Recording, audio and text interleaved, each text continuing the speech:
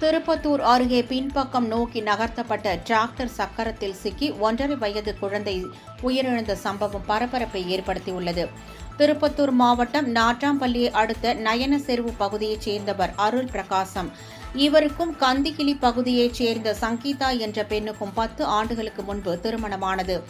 இந்நிலையில் தம்பதியருக்கு நீண்ட நாட்களாக குழந்தை இல்லாத நிலையில் 1.5 ஆண்டுகளுக்கு முன்பு ஆண் குழந்தை பிறந்தது.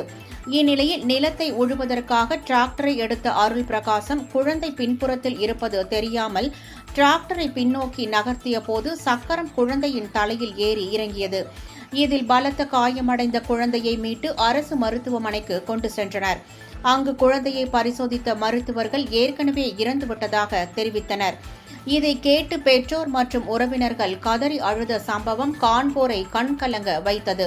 தவமிருந்து பெற்றெடுத்த குழந்தை தந்தையின் சிறிய கவனக்குறைவால் உயிரிழந்த சம்பவம் அப்பகுதியில் ஆழ்ந்த சோகத்தை ஏற்படுத்தியுள்ளது. இதுகுறித்து நாட்டாம்பள்ளி போலீசார் விசாரணை மேற்கொண்டு வருகின்றனர்.